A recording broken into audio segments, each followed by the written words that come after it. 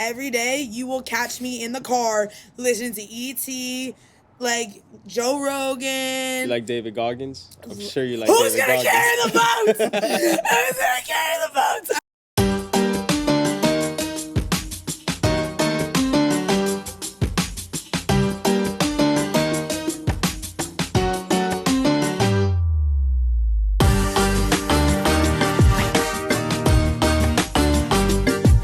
Let's just get started then. Are you ready? Are you ready? To rumble? So today we got Danielle, Pitbull. You know the Mafia's out here. Let's go. Wait, let's do the Welcome. official. Welcome to the Mafia. What to do? Welcome to the Mafia. Thank you. Oh, we got sound effects. Welcome Look at to the us. Miami Hustle. Right back at you. Let's go. It's an honor to have you on the show. Thank you for pulling up. Thank you for your time, of Thank course. you for having me. So if you want to just get started with telling the people where you're from, where you're born and raised in Miami. Okay. So I'm from Broward. I'm a Broward baby. What do you call it? My mom was born and raised in Havana, Cuba. And my dad is from New York.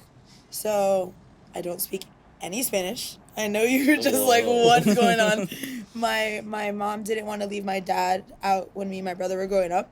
So did not learn any Spanish. My whole family lives in Westchester. Hey, I've been to a farm store twice. Like, I don't even, like, I didn't even know. Wait. What's a farm store? That's what I said. You're talking about La Vaquita? La Vaquita. Like when you drive and you go to the gas station, but you can't walk in to get your snacks. That's La Vaquita. Well, they We don't call it that the farm store. No. Well, like my cousin took me to one, and she let me drive her car, and I'm just like, what do I do? Do we park? And she's like, no. It's a drive-through. You tell them what you want. I'm like, but I don't speak Spanish. And she was like, you're right. Let me tell them. Yeah. She got me like the cheese bread. Bro, that's so far from Right? me. Like, So I've never far. had that until I was, like 24? My whole life, I've been surprised, and you've, like, grown up with this, I'm assuming. Oh, yeah, for sure. I've never had this. There was one right by my parents' house. Same. Yeah. A minute from my house. Yeah. We Yo, would go every night. That's a an lot of hour times. from where I live now. If I want some cheese Oh, they bread. don't got that up in Broward. for No, they sure. do not. No. No, They got do farm stores up there or some shit. We have 7-Eleven. Okay. There's plenty of those. We have hot dogs. And now we have Wawa. Oh, nice. I like Wawa. Really do. Wawa's kind of new, for sure. Wawa's new, and they got avocado toast. Yeah. Avocado toast, And that's it's fancy. good. And it's like $4. Wawa has everything. Like, Wawa does have everything. Yeah, it's crazy. But anyway, so how was Broward for you growing up there? I love growing up in Broward County. I feel like you get like a mix of every type of culture. Like I feel like Miami's like very much like, when I was growing up, Miami was, because I would go there every single weekend to visit my family, very Spanish, and I don't speak Spanish. So, and I'm learning now. I have Rosetta Stone. I'm learning now. I've heard it my whole life, so like I could understand. And also, you could understand shit talking in any language. So, like, when people talk shit, like, oh, esto gringa, blah, blah, blah, and I'm just watching them, I'm like, you really think I can't? Do you really think I can't, like, understand the energy you're bringing? It's the energy. Especially if for they sure. say gringo. That's like, where this, you know. it's the word that always is used for me. I'm like, okay, like, you say it, but my mom was born and raised in Havana. Like, my grandfather was put in jail for rebelling against Castro. So, like, it's like that. Like, I'm actually Cuban. Like, All you're missing is the language. all I'm missing is the language. Like, I live off of Cuban coffee. Like, I am a coffee drinker. I make it in the machine. Rice and beans, chicken. Like, I know how to cook. Like, I am Hispanically raised. Like, my mom is like, you cook, you clean for your man, you do all the things. Like, I'm raised culturally like a Cuban, Nice. but I don't speak the language. Yeah, you got to get on that. If you understand this, half the battle. Half so the you're battle. good. But Yeah. when I speak, I get made fun of. So I don't. Nah, you should fuck that. You should just speak anyways. You, like, turn the subtitles on. I'm like, Danielle, try. You gotta practice. We could speak Spanish if you want. How much you know? I'm not going to do Okay. it. No. You gotta start somewhere. I'm not going to do You gotta it. start somewhere. Not here. What got you into fighting? You can start there. So this is a fun one. Oh, nice. Oh, no. This is a fun. Which camera should I look at? This one? Whichever one you Anyone you want, want. but the middle one Okay. is probably the main one. Look at the middle one. The middle one? Yeah. Okay, so I got into fighting because I went through a breakup. And what does one do when they go through a breakup? They go to the fucking gym. right? So it was on Valentine's Day, and we're going back now almost 8 years ago, right? And I call up this gym called John Wayne Kung Fu up in Broward, okay? It's right next to Broward Mall. And I'm like, hey, I know it's Valentine's Day, but are you guys open? Like, I just got cheated on, and I would really like to, like, start learning. On Valentine's Day? On Valentine's Day. I would really like to learn how to fight. And they're like, of course, come in. It's beat up your ex day. Bring a picture of your ex, and we're going to tape him to the bag and punch him. Like, you could call up John Wayne Kung Fu. This is not a lie. Like, there's one thing about Danielle Pitbull, is I don't fucking lie. I respect that. That was just my one thing. I'm going to keep going. Okay, so I pull up to the gym. I was there. I loved every moment of it. It's the first time, like, I did cardio kickboxing and 24-hour fitness, like, throughout my whole life, right? Mm-hmm. But, like, being in a dojo, totally different. And that was my first day, and it was, like it set my soul on fire to be punching something in my worst, most emotional state. So I was at John Wayne Kung Fu for about, like, a month and a half, maybe 2 months. And as soon as that 2-month mark hit, I was like, I want to fight. Like, I want to do this. Like, I really want to learn how to be a fighter. I want to be stronger than any man, because once you get your heart broken as a woman, you want to feel empowered. Like, I didn't want to sit on the couch and be sad, so I was like, let me go do something about it, right? So I was like, where is the best option as a fighter? Like, where is the best MMA gym in the world? And I go on Google, and I find American Top Team, Coconut Creek. How old are you at this point? I was in my 20s. I was 20. I had just turned 7 years ago. So I just turned 20. Turned 20. About to turn 21. Right now I'm 27. Okay. Yeah. So I see American Top Team. It had all the reviews as being the best gym in the world, like, for MMA. And I'm like, okay, if we're gonna do it, like, I'm gonna drive to Coconut Creek. Like, I'm gonna really do this thing. So I pull up to Coconut Creek. I started underneath Steve Bruno. He taught me how to kickbox. I was there for a couple years. And once, like, 2020 hit, Coconut Creek became, like, hobbyists and pros could go there, right? But it was very segregated. Like, the pro team is very segregated from the hobbyists. Mm-hmm. You cannot be on the pro mats. Like, you can, like, Dustin Poirier is in that gym. Like, Amanda Nunes was there back then. Like, any UFC fighter you could think of, like Thiago Alves, like Thiago Santos, all these fighters were on those mats. A hobbyist can't be on the same mat as them at the same time. So, very segregated gym, but I learned so much there when I was there years ago. And once 2020 hit, they made it, like, pro only, because they didn't want to risk these professional athletes that are going to fight in UFC, PFL, Bellator get sick by a random hobbyist. Sure. So they segregated, and they made it just like that. When that happened, that's why I left, and I went to Goat Shed. And when I was at Goat Shed, I was there for the start. There was no mats in the gym. I was there to help Awesome. Fames was there. Like, I met so many people, like Roy. So I was there at Goat Shed from the beginning of the Goat Shed, back when there was a point where they were in KO Zone, too. Which is really cool. Like, this is before Goat Shed even existed. Diego, like, was helping them out, and they were in KO Zone. So, yeah, I was at Goat Shed for a little bit, and then, wow, like, a couple years went by. Like, it went all the way to 2022, like, end of 22, going on, like, early 23, because now I've been back at Top Team for a year. So, for me, I knew in order to grow, like, I always wanted to go back to Top Team. My goal, like, and you saw, I went from Goat Shed to Carter Park. So I went from MMA to now boxing, to strictly boxing. I was only going to Carter Park. That's up in Broward, learning how to box.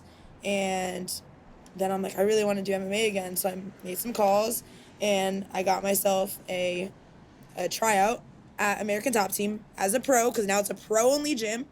I tried out. It was the most intense tryout of my fucking life. What does a tryout look like? Yeah, for real. A tryout at American Top Team is scary as shit. It, So you come into the gym, and you go through a week worth of training. So Mako Monday is on Monday, Tuesday is Big Glove Sparring, Wednesday is Mike Brown MMA class, Thursday is Little Glove Sparring, and Friday is Steve Bruno in the morning, and then Mike Brown again in Pahumpa. So you go through the whole week and they basically watch you and they send the wolves to you and they make sure that they made you go through hell. Like, they don't just like let the person try out. Like, they want to make sure you're a good teammate and a good partner. So you're not going through easy rounds. You're going through a little bit of war to see if They're you'll kicking last. your ass, yeah. They want to see you break. Sure. And they want to see if you're going to get back up. And yeah, they broke me. That was intense. That was intense. But it's like, I'm glad they did that because it showed me, like, there's levels to this shit. Like, Danielle, you are nothing. Like, you're novice compared to everyone in this room. Okay. And I go into that gym every day thinking that. So I'm honored, like, they let me come back. And now I'm an American Top Team. But the reason Did you have to try out again? No, that was the tryout. Okay. That was a year ago now. I've been there for a year as of this month. So the reason that I went from hobbyist to like, oh, I want to be stronger than any man, in between this whole journey of the gyms, of why I went to different gyms, from John Wayne Kung Fu, American Top Team, then to Goat Shed, then to Carter Park, and now back to American Top Team. In the middle was 2020. So my dad passed away in 2020 from COVID. And it became like, oh, I want to like train to like be stronger than any man and be a hobbyist and like fighting's cool, to like, I need to fight to fucking get through my week. Like, I need to be punching someone or something, or someone needs to be punching me, or else I can't function. Like, I want to not be here anymore. So like the trauma of losing my dad and seeing my dad dead, like, that's something I wish on nobody.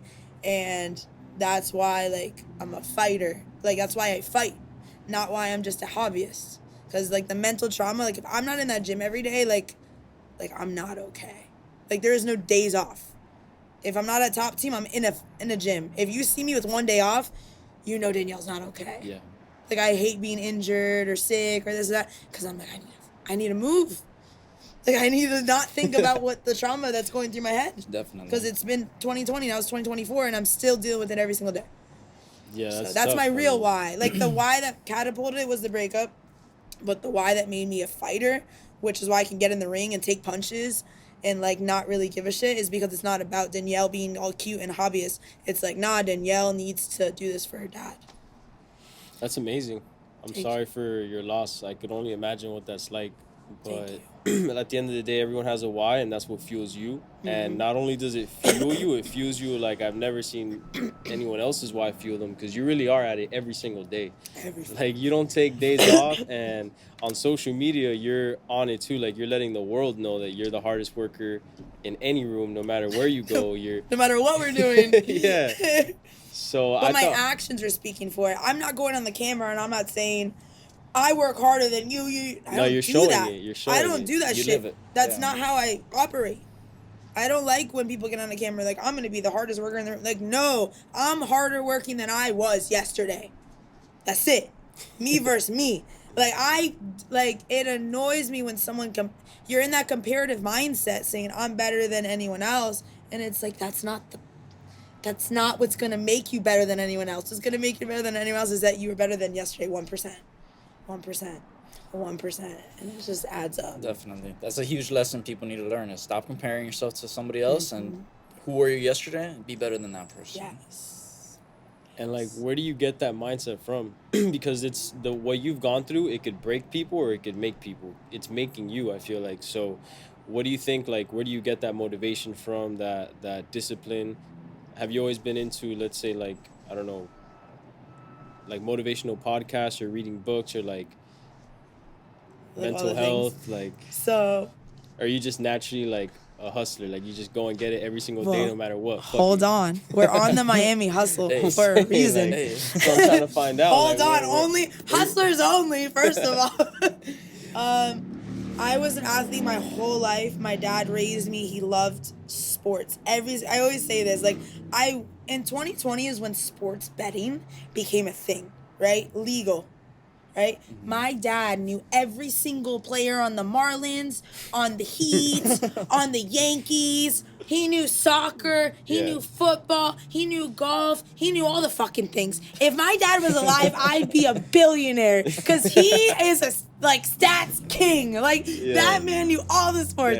Damn. So like throughout my whole life, he put me in soccer, basketball, softball. I ran track. Like I still am to this day. I am an athlete.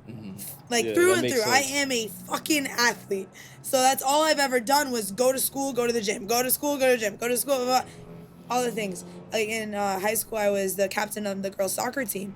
And my biggest motivational inspiration is E.T. E.T. the hip-hop preacher, Eric Thomas. Yeah. So even in high school, on my way, I'm driving to school, I'm listening to, if you want to succeed as bad as you want to breathe, you'll be successful. This is fucking me in 2010. Like, shit just doesn't change. What do I listen to every day? What do you think? When I'm driving here. Probably that. E.T. the That's what I'm motherfucking saying, hip-hop yeah. preacher. That's why I asked. Like, old I had a habits feeling. don't, like... Yeah, They yeah. don't die. What you listen to every day is who you become. So instead of listening to music when I'm driving, every day you will catch me in the car listening to E.T., like Joe Rogan. You like David Goggins? I'm sure you like Who's David gonna Goggins. carry the boats? Who's gonna carry the boats? I was listening to him. So like I'll listen to motivational, and I'm driving an hour here, hour there, 30 minutes here, there. I'm always in the car. I'm listening to motivational, and by the like for 90% of the ride, and for the last like 5-10 minutes, then I'm singing and dancing and like having a good time. But 90% of my ride is that. So my blood is flowing with that. So like any of my girls on the soccer team will say every single day before the game and at halftime, I would stand in front of these girls and be like, are you a motherfucking gazelle or are you a lion? We're gonna go out there and we are gonna beat this team. Like I want to be a motivational speaker so bad. Oh, you could definitely be a motivational Yo, speaker, but I need to 100%. get more, like, I think I need more in my resume as a fighter before I can hit the stage. Yeah. I really You'll get there, do you'll get genuinely think, like, I could be the female E.T. Like, but I also Yeah. don't want to riff off of him. Like, E.T. is E.T. Danielle Pitbull is Danielle Pitbull. Mafia is Mafia. Like, I will be a motivational speaker, but I still think in order to motivate others, I need to build something more, and I'm just not. I've got some stuff. I've done some things. You know, we got Golden Gloves. Oh, We you got gotta Golden Gloves? This is why I bought this. Hey. I got for 2020 or 2021. I'm so sorry. good.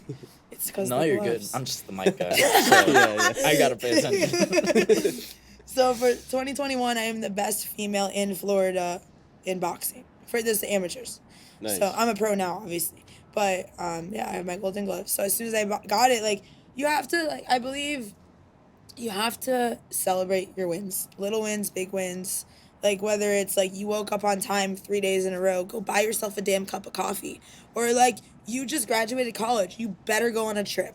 Like you have to celebrate the little things and the big things. If you only celebrate the big things, you'll never get to the big things because you didn't celebrate the little things. Yeah. It's all about the little micro victories. Like those little things add up to get you to college. Because if you didn't do your homework, and you didn't celebrate your homework, how the hell are you gonna pass your final exam?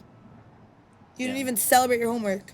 Yeah, for sure. I mean, if you're trying to be a motivational speaker, getting the Golden Gloves you're off to a great start. Yeah. So I think you're 1-0 right now, right? As a pro, as an amateur, I did 8 fights. As an amateur, so this is my 9th fight. Was for Game Bred, and now we're going on to our 2nd fight within like a month or 2. Within a month or 2? I don't have the official date yet. I thought it was supposed to be in February, and then it got pushed back, and now it's in March. It's nothing. Danielle is ready. It's Who makes that decision?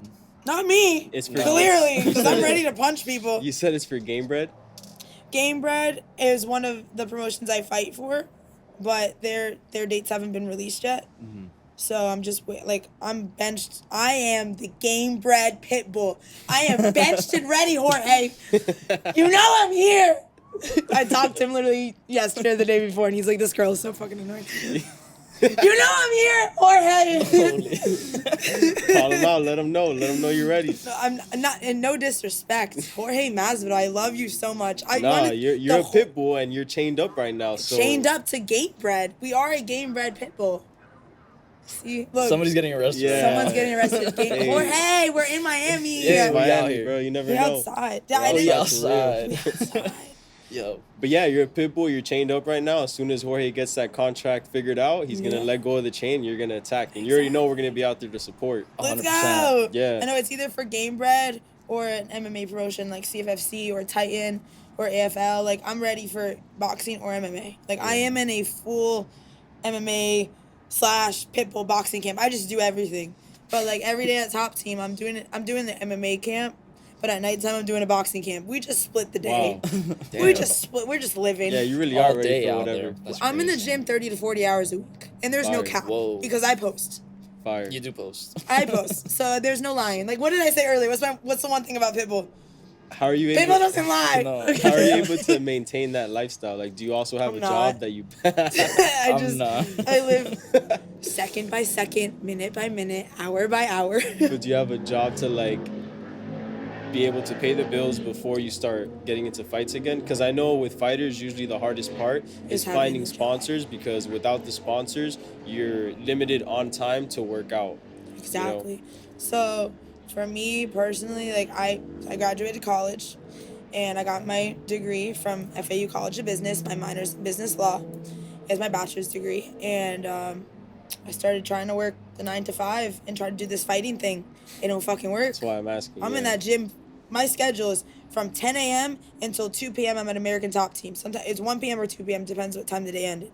And then I go home, I go take a nap, or if I don't have time to take a nap because I had to do a business call or I had to go make a move, mafia stuff, you know, all the things. I have to go home, walk my dogs, I have to eat. So from 2 p.m. to 4 p.m. is when I have time. That's 2 hours. And then I have to go back to the gym at 5:30. 5:30 to 6:30, 6:30 to 7:30, and then on the way home, I hit the sauna because I'm trying to be in a lower weight class. Oh shit. I am in. What time did I have to go work a normal job? There was no time. Yeah, no, that's why I asked. There was no time. So as a fighter, like I work in insurance, right? And I get sponsors, and then I have my OF. But like at the end of the day, like fighting is what fuels the machine. Like fighting is what pays my bills and sponsorships, and I've been benched for a while. So like I've been struggling for a while, but the life of a broke fighter, I'm honored to even say I'm a fighter.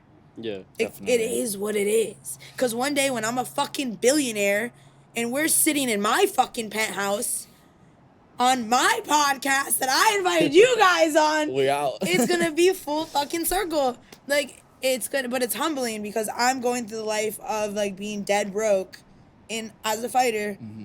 And now I'm going to appreciate, like I appreciate everything, but now having to do it dead broke, like it's different. It makes you hungrier. Oh, I'm the only way that starving. you can Like- get to the top is by going Trust through. me, I'm starving. Yeah. The only way you get to the top is by going through what you're going through right now.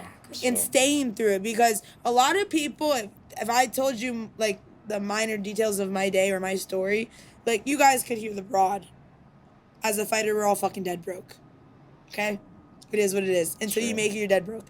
But like, that's being a hustler. Yeah, that's how Exactly. it is. That's why I love fighters, having them on, and I support them, because I love business. You know, I'm not a fighter. I would love to be in that game, but I dedicate all of my time to my company and my businesses. So I can relate in a way, because when you start a business, you're not only are you not making money off the company that you just started, most of the time, if not all of the time, you have to invest money to start your own company, and then there's expenses to try to make something grow to then see profits later. exactly. So like I relate a lot to fighters, because like you got to be in the gym and dedicate all those hours, just like I'm dedicating all these hours on my laptop, like building shit where no one's watching. You're in the gym building up yourself while no one's watching, knowing that all this shit is going to pay off. Like you said, it's Yeah. going to be full circle. One day we're all going to make it. So trust me, like that grind, Yeah. that hustle, like we feel you. Like we're Yeah. all about that shit. Hell We yeah. sacrifice so many hours, and this is just another side project that I started, this fucking podcast, Yeah. that's taking up even more hours of the Exactly. hours that I didn't have already. Yeah. I'm like, so I feel you. It's a fucking grind, but just like he said, without this, we're never gonna make it. This is what it Exactly. takes. It takes the grind, and it also takes that like the manifestation, like we talked about earlier. Yeah. You have to believe in the dream. You have to speak the dream. If you say, like we're talking, like you could say someone's name in a room like that, and they could hear the energy, and they'll literally randomly text you. Like we're not gonna go in details of names, Yeah, but yeah. like it's just like we have to manifest not just people that. If you're in a room of people, and this is like kind of off topic, but if you go into a room of people and they talk about just other people, and then you go into a room with people and they talk about dreams and ambitions, and like you're in the right room. Like you need to be in rooms where they're manifesting bigger dreams, bigger goals, the next step, building up, not just like, let's talk about other people. Because then you just stay in the present. Sure. Like there's the past, doesn't exist anymore. We need to recognize the past, that it exists, like that it happened, so we can learn from it, right? History is important. The present is right now. So yes, we have to live in the moment of like, this is really happening, but the future is what we have to be manifesting, because if you stay in the present too long, it becomes the past and then you just keep reverting. We need to manifest future. Definitely. I agree 100%. It's important to recognize that. A lot of people don't. They get lost in the chisme and they're trying to just... Yeah, just talk shit. Talk It's shit. like only so much drama you Bro, can talk. And that's why you got to get the right circle. You got to find the right group of people that are trying to do the same things that you're trying to do, so that you can start building together, and then you're on the same mindset, and then it compounds together. Exactly. The 5 people you're around the most is who you become. I don't care. You've heard that since you were a kid. Like, that is the most true statement I've ever heard in my life, because I look at all the circles I've been in throughout my life, and I was like, wow, I was really like them. And I look now, I'm like, I'm not anything like them, but I was around them so often that you get their dialect, the vocabulary, the way they talk, the way they act, the way they eat. Like, it just rubs off on you. 100%. Like, so stop rubbing off on some schmucks. Like, be better. Do better. Put yourself around better. Me going full mafia mode on y'all. Yeah, that's why you're here. Fuck it. Please. But we love the mafia. energy. Thank you. Yeah. What did you say? What did you think when you first met me in person? I have to know, because that was hilarious. Our first meeting, that was my bad, because me and Charlie were walking out, and I was saying hi to NyQuil, and I looked up, I saw the shirts, and then I went, and I was like, fuck. Oh, no, trust me. It's I all felt good. so bad. Honestly, I had so much shit to do that night. It's funny. I have a podcast, but I'm an introvert at heart. So You looked so shy when I'm I always first just going to be chilling, doing my thing. If someone talks to me, then, like, I'll talk too. Yeah. But it's all good. Like, shit happens. But then we saw each other at the mansion party. The karate combat. Yeah. So how did you feel about the way we met that day? Because that was like, that's your real first impression of me. Let me know what you really thought of me. I want to see your micro expressions when you talk. No, I thought you were everything I thought you would be, honestly. From what I see behind the screen, because it seems like you're so real on IG from what I see, that when I saw you in person, it's like, oh shit, it's the same person. The same fucking person. Yeah, exactly. That's why I did this thing. Like, I did it to you. We're going to post the video in like an hour, but you'll see it next week. When I go on my phone for these videos, I'm like thinking of Asia while I'm saying this. I just have my phone out, conversation. Just take the phone out. Because, like, I don't want to prep y'all for the camera. Because, why? Joe Rogan said it best. You have to live your life like a camera crew is following you around and you are the star in your movie. Well, I'm not at the point where I have a camera crew. But I am my own camera crew. So my iPhone selfie mode is my camera crew. So when I take that shit out, like, I want the real, the raw, the footage that no one gets to see, because I have so many people on that selfie cam that act themselves and they'll never post that on their own page. But I don't give a shit, because my page is a vlog. My page is real life. My page is real, raw, and emotional. Like, I'll if I feel some type of way, like, now I've got better of, like, you don't post when you're in your raw emotions. Like, sometimes take a few hours, maybe a few days to post something. But right, like, Kanye. I try to only post the happy emotions now. I posted the mad and the sad, and this doesn't do too well for me. But I just feel like we need to be on Instagram. Like, I get these hate comments that say, oh, you post too much, da, da, da. And I'm like, is there a rule book of social media that I need to read? Because last time I checked, social media was posting.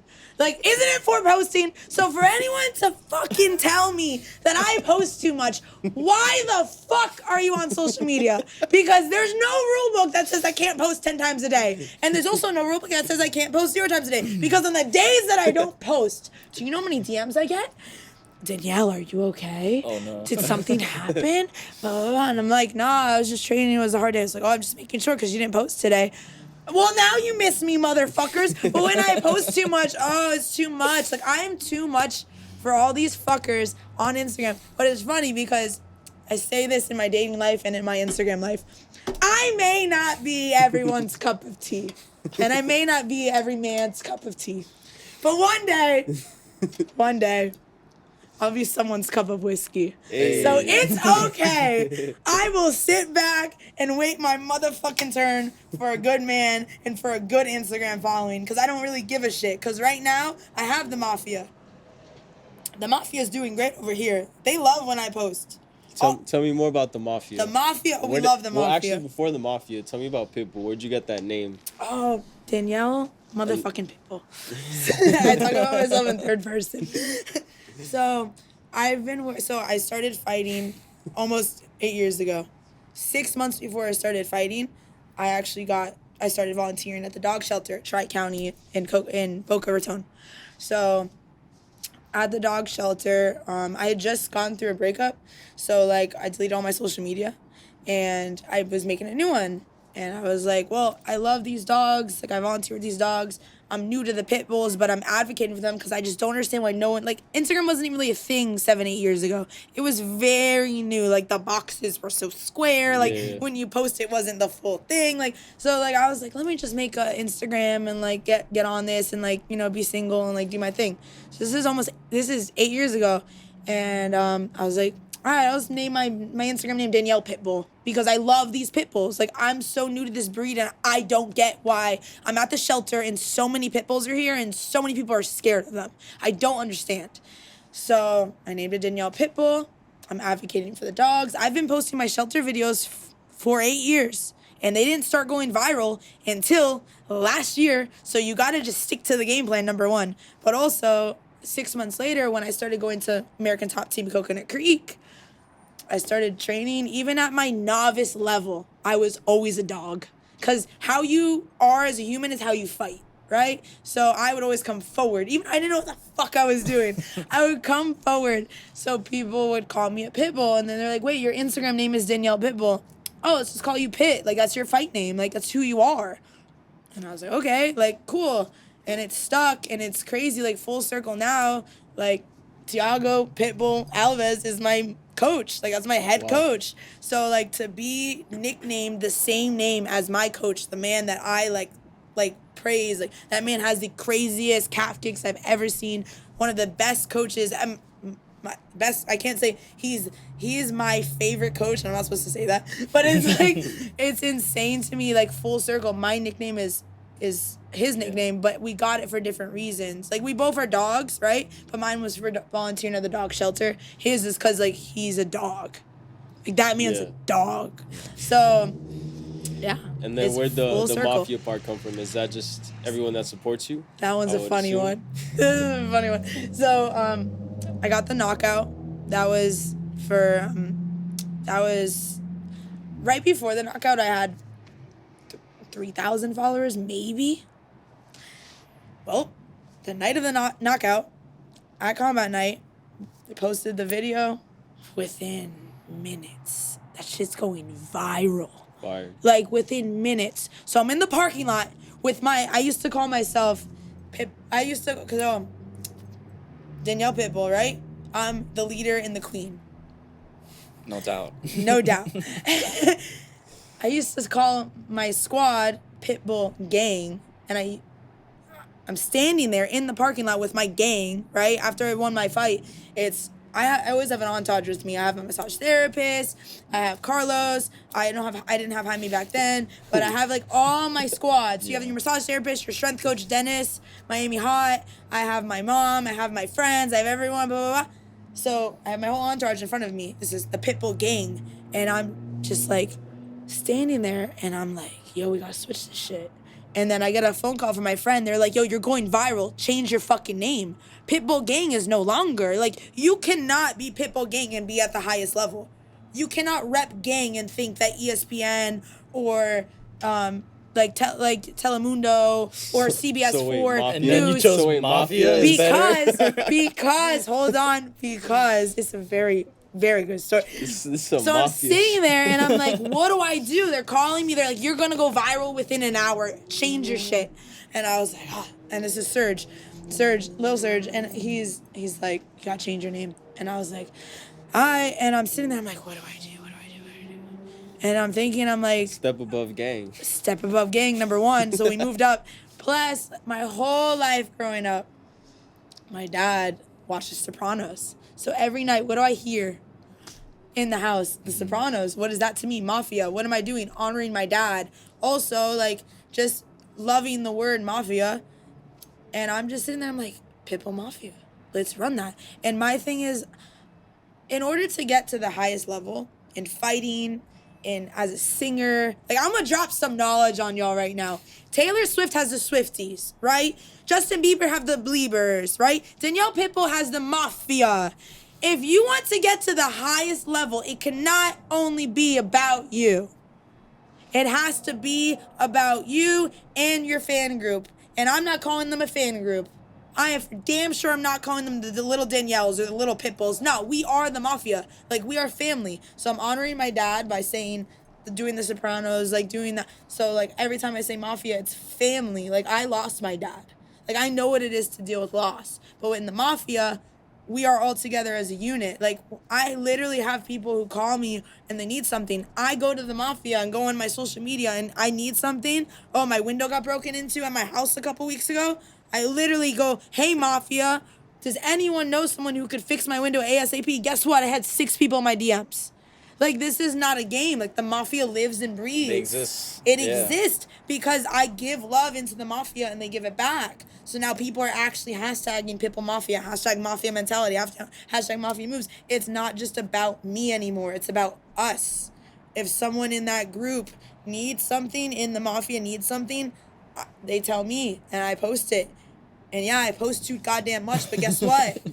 Guess what? You're the active. Mafia lives and breathes, and I have helped so many people because it's not about me. It's about us getting to the top together. We empower each other, men, women, all the things. Yeah, we're all about that. The Yeah. Miami Hustle. We're a bunch of hustlers. Exactly. So the hustlers is not just Chris and EJ. No, It's not. It's we have not, a guest and I on love every that. show. Every show is a new hustler. Exactly. Yeah. A new So, but you community of make it people. We're about building the community, no doubt. Yeah, One person at a time. One You're person gonna at a time. influence everybody, and then eventually, like, they feel the same love that you give out. So give love to get love. yeah, It only takes one. You're 5 people away from any person in the world, right? I'm 1 person away from, let's say, Tiago Pitbull. And Pitbull's 1 person away from, Especially in Miami. to 1 person away. It's a big like, city, you're but the a small one, and city. he's 1 person away from Dana White, right? He Yeah. could call Dana White if he wants to. Like, we're in Miami 1 person away from any person in the world. Most places you're 5 person away from 5 people. The Mafia now, you guys are all 1 DM away from me. And I'm 1 DM away from so-and-so. And so, like, you know, like, this is a real thing. Like, when I have an SOS call, like, I could fucking actually answer and help people. Like, I'm so excited that I get to build the Mafia for real. But on, like, and I feel like I'm kind of putting a better spin on the Mafia, because the Mafia, yeah, it's, like, organized crime. I get it. But, like, I'm not doing organized crime. I love people. I love dogs. Like, we fight. Like, it's legal. Like, it's not underground fighting. Like, we're doing the legal way. But we're also giving a good name to the word Mafia. Because Pitbull Gang wasn't cutting it. And I'm glad we switched it, because gang was only going to get me so far. Mafia is what it's going to be. It's going to stay. Like, Yeah, I think you're more of an organized community. exactly. Yeah. So we still got all the acronyms. I think the Mafia, I think maybe I'm wrong, but if we look it up, maybe, I don't know, but I think the Mafia was named the Mafia because they were committing a bunch of crimes, but they were so together that they were given the name Mafia. So Mafia doesn't necessarily have to mean bad things. It just means that people are together doing something. Exactly. They're just notoriously known for crime yeah, and killing people. maybe. Who knows? I don't know. Who knows? Do you I know that. We don't know. I don't know. I have a muzzle. We don't I don't talk. know anything. you're in the Don't talk. fight game. Mafia's okay. Yeah, that's It's who. fine. Speaking of you in the fight game, how is it being a woman in the fight game? Actually, shout out to you. You're the first woman fighter we have on the show. Thank you. So should have done that way, Wow. way before. But Thank you for me being how- number 1. I'm the first female fighter. So tell us, yeah, Better you're be the the first, only female the first fighter. female fighter I won't in pay the my Miami cent. Hustle. I don't know. Okay. Hell yeah. Let's run that. So how is Paige is the GOAT. Oh yeah. She is the GOAT. She's For amazing. sure. She was. She's amazing.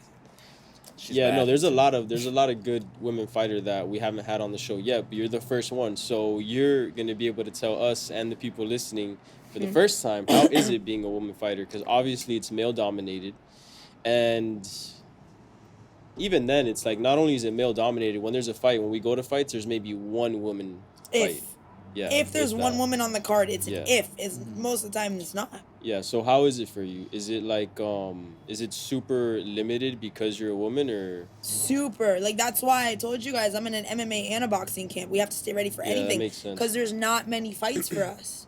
So, like, on that one fight that I'll have, like, I hope I have 4 or 5 fights this year. I'm ready to go. I should be fighting every 6 to 8 weeks, like men do. Because there's so many more of them. I might fight twice this year. Not because of me. I'm in that gym every day as if I'm in camp. I'm in that gym every day in the same camp that everyone else is in. Doesn't matter because there's not that many girls. There's not that many women that are actually about it. There's not that many women that, like, you could say you're a fighter and you have a manager and all the things, but, like, if you haven't been through trauma like how I have, you're not just ready to fight on a dime. Like, give me a call and let's run it, right? Like, you know, like, as long as everything makes sense, weight class and this and that, like, of course, like, there's different details that go in it. But, like, not every woman, you could say you're a fighter all you want, and you could say you go to a gym all you want, but, like, a lot of these fighters, like, don't. Yeah. A fighter fights, right? I'm not gonna sit here and down women, but I'm saying, like, there's not many of us, and there's not many of us that are ready to go in the ring all the time, right? Yeah. Would you say that you want to influence more women to get into fighting? No. Okay. And that's gonna be a weird answer, but hear me out. I believe in order to be and male or female, not woman. I don't want to say women. I empower women. I love women. I do work for women. Like, I empower women. I love women. I believe that all women should empower each other. The question is, do you think I should empower women to be fighters? Absolutely not. I don't think I should empower men to be fighters either. Why? If you have not gone through trauma, male or female, you should not be in that goddamn ring. Because when I'm getting my face punched in, if I didn't go through trauma, I would fucking quit. I would fucking quit. When I'm getting my face punched in on my hardest sparring rounds, when my coach is yelling at me, when I'm in the ring, I've fought 9 times now, I go to my deepest, darkest place, and I see my dad dead in front of me. That's what gets me through the rounds. Like, I have fucking chills because this is not a joke. Fighting is not a game. So for me to convince a male or female to go fight, I would say absolutely not. I would say you should train and know how to spar and know how to defend yourself. But to get in that ring, if you haven't been through trauma, no, because you'll die in that ring. Someone will be better than you. Someone will be like me who had trauma, who's willing to die in the ring, and you're not. That's why I would say no to anyone who wants to just be a fighter, male or female. Sure. I'm not saying even the random person. I'm saying that there are probably a lot of people that have gone through the trauma like you, and that you're so outspoken on Instagram and all the social medias. Like, you literally will become an inspiration to a lot of these girls to then get into it. So. But I would still tell them, don't do it. Because you're going to die in there. Because you're going to verse someone like me who's willing to die in there. I don't want to put any, like, this is me empowering women by saying, don't do it unless you have a why bigger than you. Because if you go into that ring or that cage and it's about you, you're going to fucking die in there. Because the moment you get your ass elbowed and beat and fucking someone's choking you out, you'll tap. You'll tap.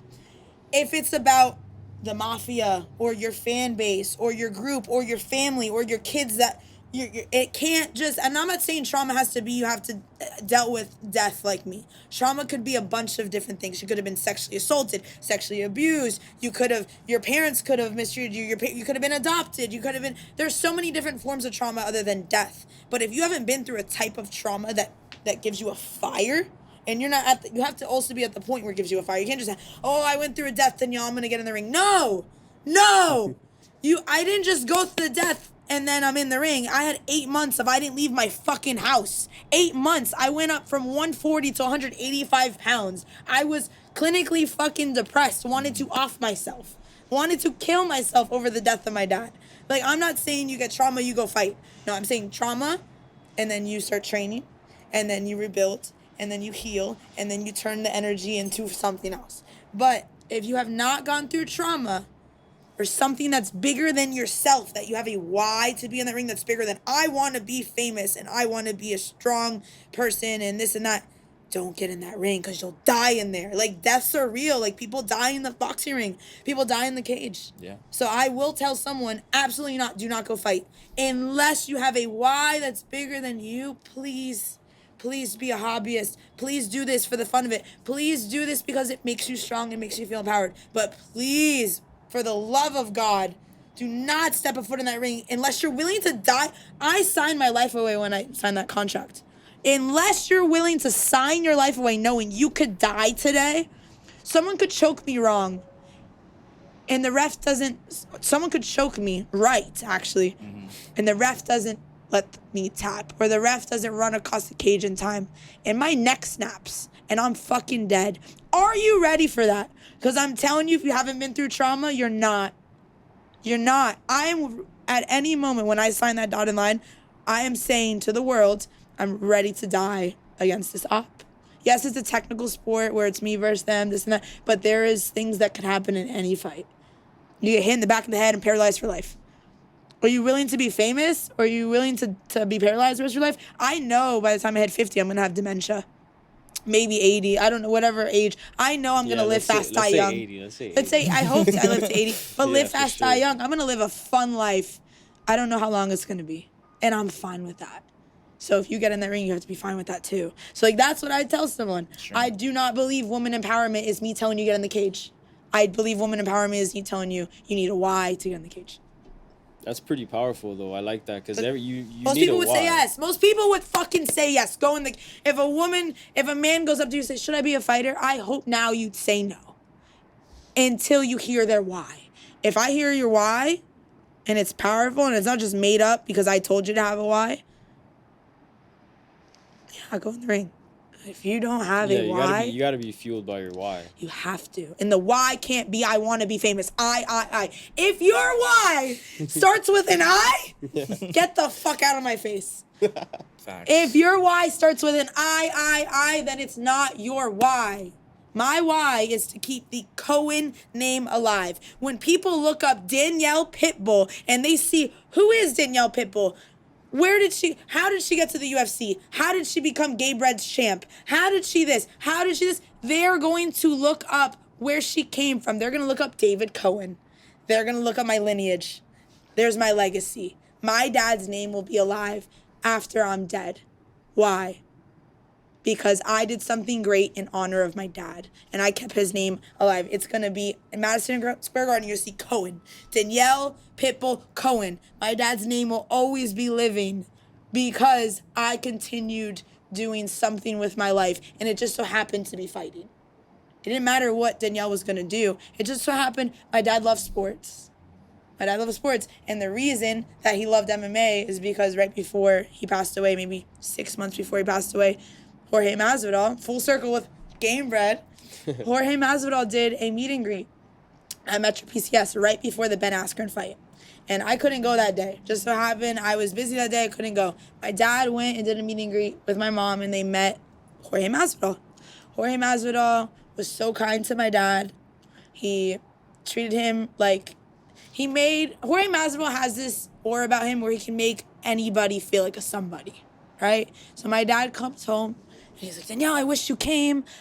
Jorge Masvidal was so nice to me. I've never met a fighter before. Now I understand why you do this fighting thing. I thought all these fighters were just assholes, to be honest. But wow, like, Jorge Masvidal was so down to earth. Like, he talked to me. He said, I asked him, like, can my daughter really make it in this sport? Like, she really wants to train, but, like, I don't really believe in this dream that she has. Like, I don't get it. And Jorge was like, nah, like, if she trains hard, like, she could do it. Like, let her try. Like, let her try. And my dad watched the fight. Ben Askren, he knocked him out, fastest KO ever, and with the knee. And my dad started following MMA. And right before he died, like, he finally had that, like, common ground with me of, like, I don't like that you get punched. I don't like it, but I respect it, and I respect it because I met a fighter who's already been at the top of the top, and they were kind to me. And I know that y'all are not just this brute whatever, like, y'all are real humans. So because of Jorge Masvidal, my dad got to experience fighting before he died. So for out of all of the promotions that I could have been on was Game Bread. My first week of the trial, I'm not supposed to fangirl anyone at American Top Team, but I see Jorge walk in and it's like God sent him there. I was like, oh my God, I have to say something to this man. Like, there's so many other celebrities at that gym every single day, but it was different when Jorge walked in because I'm just like, it wasn't just about like, that's Jorge Masvidal. It's like, no, like, he knew my dad. He had a connection with your dad. With my dad. No one in that room knew my dad. He did. And he doesn't even know he know my dad. Yeah. He doesn't even know, like, you don't know who you're impacting when you have a conversation with someone. Jorge had no idea that this would come full circle 4 years later. He had no idea. I walk up to him at the end of the practice and I was like, hi, Jorge. Like, I'm not really supposed to come up to you. Like, I'm the new girl. Like, I might not be here. I didn't know if I'd make the team. I was like, if I'm going to do it, I'm going to do it now. Yeah. So I walk up to him like, I'm so sorry. Like, I don't want to, like, fangirl you, but, like, I have to say something. He's like, yeah, what's up? And I was like, I shook his hand. I was like, yo, it's an honor to be on the mat with you. Like, you're a fucking legend. And also, you have no idea what you've done for me. Because of you, before my dad passed away, like, I started crying instantly. And he's like, whoa, are you okay? And I was like, I'm sorry. Like, I promise I'll get it out. Like, I'm so sorry. Like, I'm this weird, sweaty girl that just finished MMA practice who's crying. And he's like, what's going on? Like, he was just, like, in shock. And I'm just like, Jorge, like, before, like, you met my dad at Metro PCS for a meet and greet that you're doing on a normal day. It was a normal day for you. And you changed my life because of you, he decided to start watching MMA. He watched every sport except for fighting.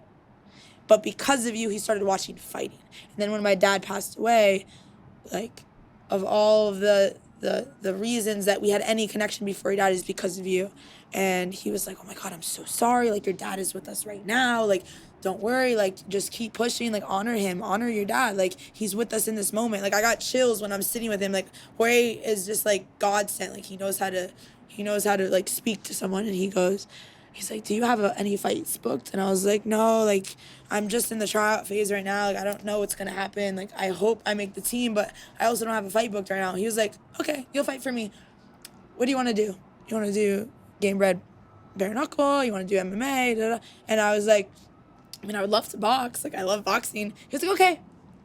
3 weeks later, I'm on a goddamn flight to the Milwaukee Bucks arena. Wow. And that's where my debut was. Hey, It's amazing. For Jorge Masvidal on the Roy Jones Jr. undercard. Are you joking?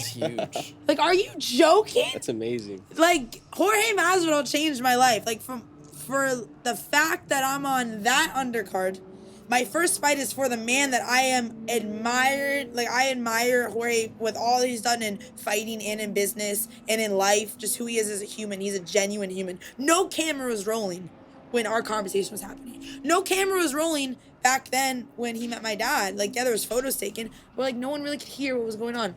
So the fact that, like, he's a genuine human on camera and off camera, like, and to fight for him, it's almost like, when my friend said it himself, they said, your dad was part of you still fighting. Like, it's just like my dad sending the blessing again, like, fight, Pitbull.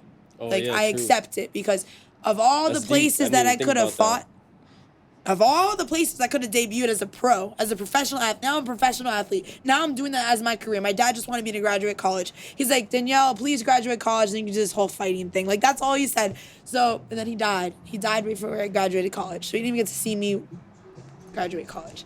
So I honored him I did what he wanted me to do. He wanted me to graduate college.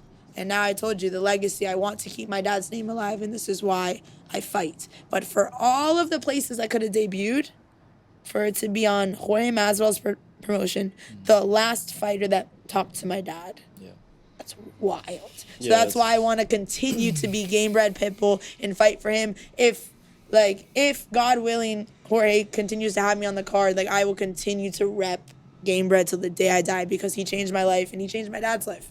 Shout out to Jorge Masvidal. Shout out to Game Bread. Let's go. The 305, the real G. Yeah, I was about to say, we're obviously big fans of Jorge Masvidal, everything he's done in this city and with the fighting world and his businesses, like you said. I mean, Trio 5. Shout out Trio 5. Trio 5. You already know. It's a good name. Yeah, I haven't met him yet, but Yet. I can only imagine. Hopefully he'll be on the show one day. I don't know. You never You're know. definitely going to be at my fight. and you're definitely invited to meet him there, and hopefully he'll come on your show. Hell yeah. Yeah, for sure. Hell yeah. That'd Gonna be make it so happen. sick.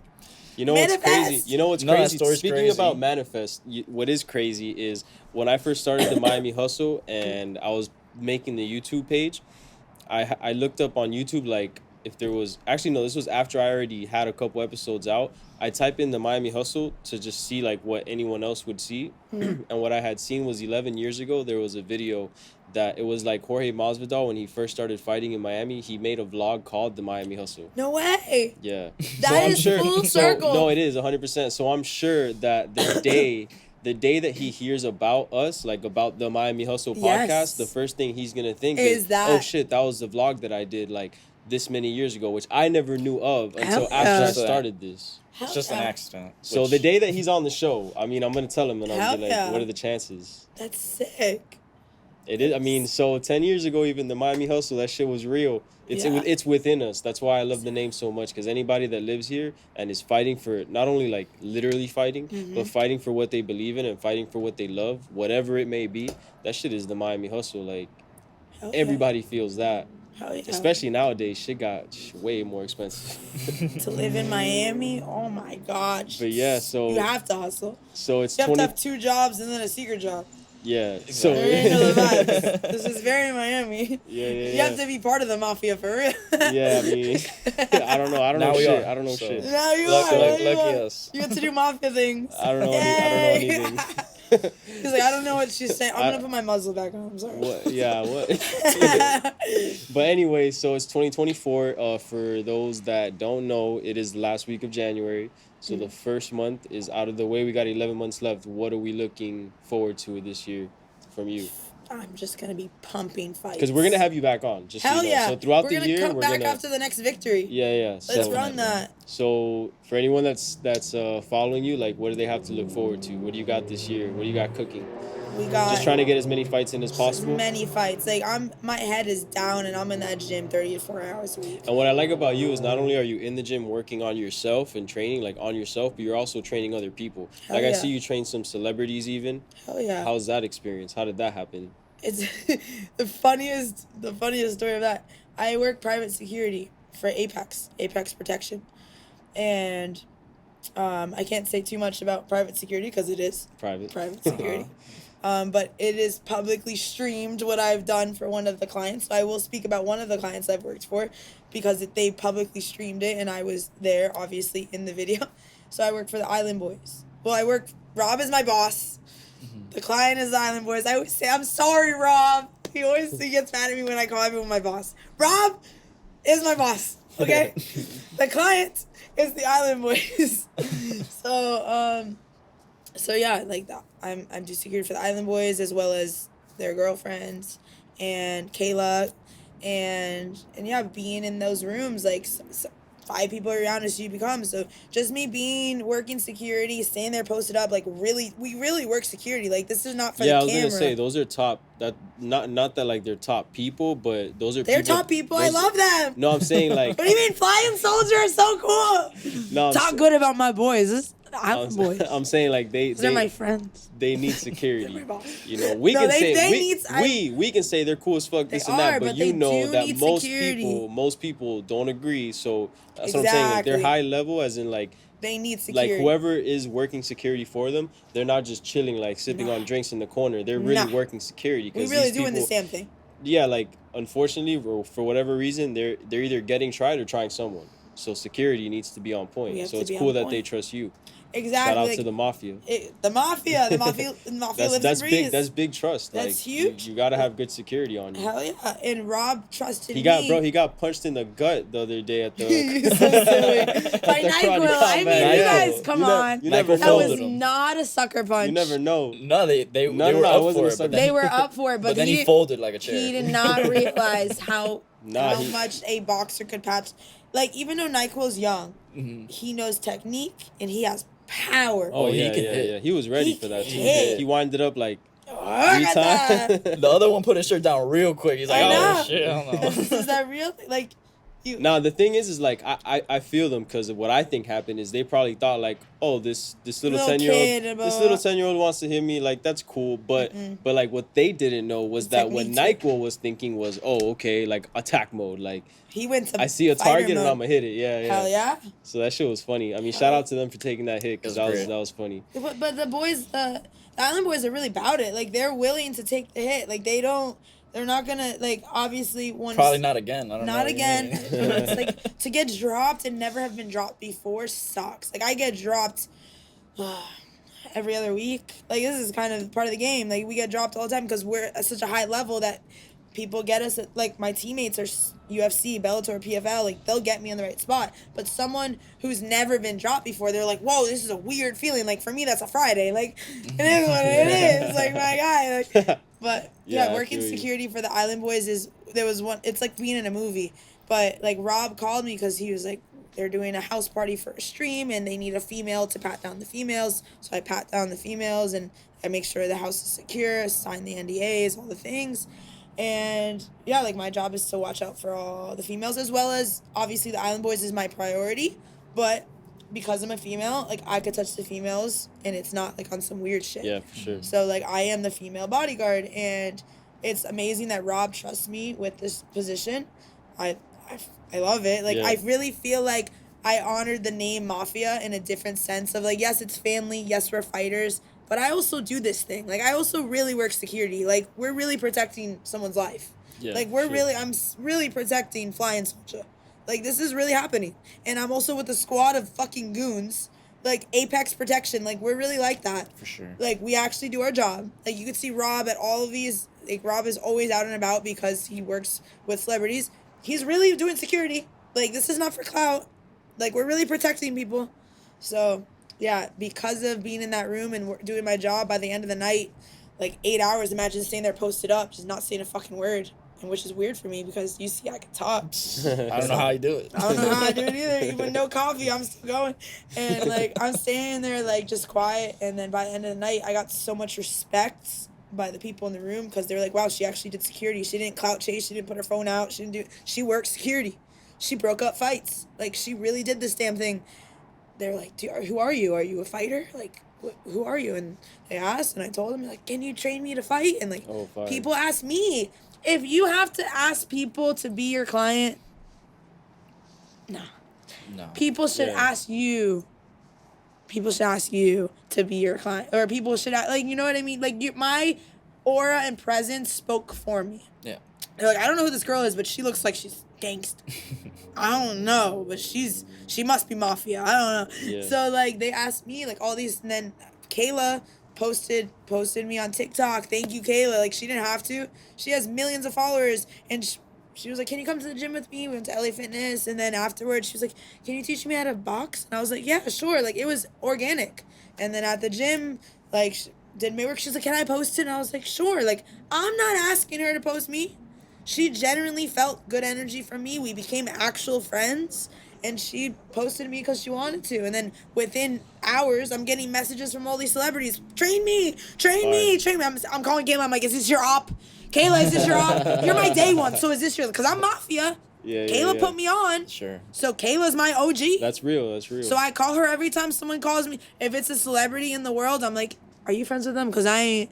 Like...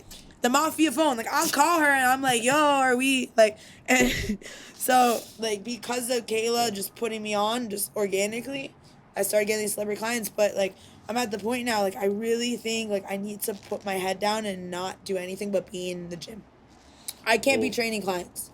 As much as I think this is amazing and cool and fun, and like I love empowering all the girls, Vicky, Kayla, like it's so much fun. Christina, I like don't have time. Yeah, you'll be able to do that times 100 when you make it yourself. When I make it. Like I need to continue to prove myself. But I think you should throw it in there every once in a while. It does make you better. When you're able to articulate it and talk about it and do it on the side, like it's fun. When you see it from that side of it, helps you out hell too. Yeah. It just takes so much time out of my day, and I need to be in the gym working on fighting. Speaking about time and the gym, it's funny how that works. Time and the gym. What are you gonna do tomorrow morning? We sparring. Exactly. Little So gloves, let's go. We're coming Our up on favorite. time, and you got to be up in the morning still back at it. So Yes. everyone better follow Danielle, Pitbull, and the whole Mafia. Be a part of the Mafia. Just support, show love. That's all it is. Welcome to the Mafia. It's your leader speaking. It's your captain speaking. The It's your captain. queen speaking. We have all the nicknames. Mm-hmm. Thank you so much for having me on. Yeah, No, it's of been course. awesome. Anytime. You will be back, Hell and we yeah. will follow you. So everyone else follow her, follow the journey, and you already know the hustle continues. Until Let's next time. Let's Kill it. Perfect.